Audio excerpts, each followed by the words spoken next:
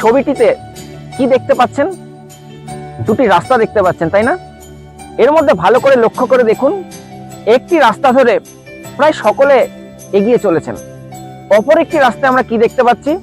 মাত্র একজন সেই রাস্তা ধরে এগিয়ে যাচ্ছেন। আমাদের জীবনে বেশিরভাগ মানুষের প্রবণতা হলো স্রোতে গা ভাসানো, অর্থাৎ বেশিরভাগ মানুষ যেদিকে যায় আমরাও সেদিকে যাওয়ার চেষ্টা করি।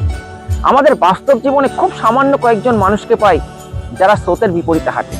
সত্যি কথা বলতে, যারা এই স্রোতের বিপরীতে হাঁটে তাদের মধ্যেই কিন্তু বেশিরভাগ পরবর্তীকালে ইতিহাস সৃষ্টি করে, ইতিহাসের পাতায় তার নাম তোলে এবং বিশ্বের দরবারে নিজের পরিচয় তৈরি করে।